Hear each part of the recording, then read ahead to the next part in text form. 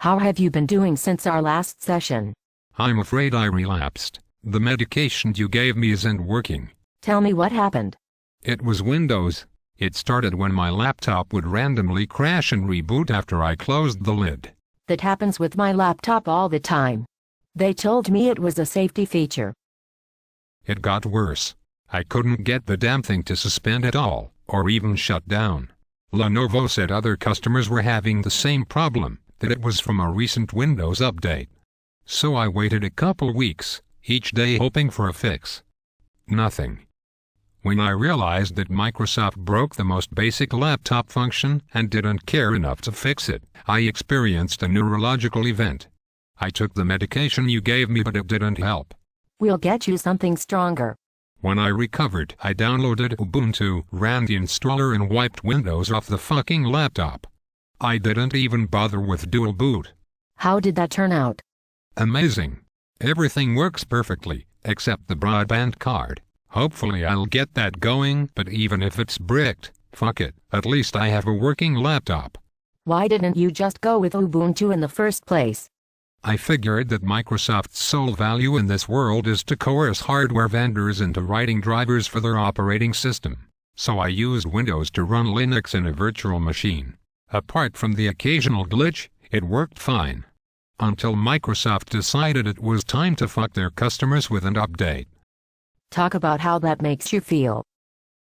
Microsoft comes into your house because its software is pre-installed on every goddamn computer. Once in your home, it locks the doors and draws the shades and forces you into the basement where it chains you to the water heater. Just so you know, you're going to your dark place. It starts reading the feature list of the latest Windows release. You're like, those features sound great, but why do I have to be chained to a water heater? Then it punches you in the face and tells you to shut the fuck up. Afterward it apologizes and says how pretty you are and starts reading the feature list again. When you realize you're dealing with a psychopath who thinks the shitty feature list is going to make up for being chained to a water heater, it leaves the room.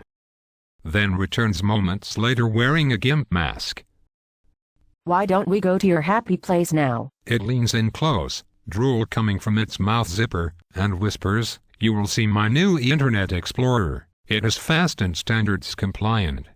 Then it goes wild-eyed, shouting over and over, "For a more beautiful web. For a more beautiful web," ramming its enormous. If Microsoft was standing here right now, what would you tell it?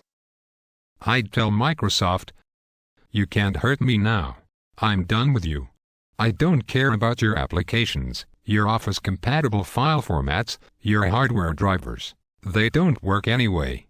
When I buy a laptop that has your retarded operating system pre-installed, I'll write it off as just another tax to an overgrown useless bureaucracy.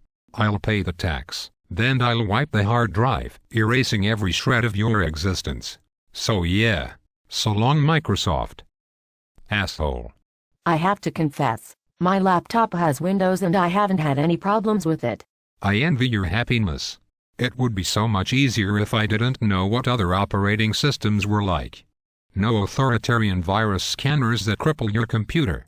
No nagging critical security updates every 2 days.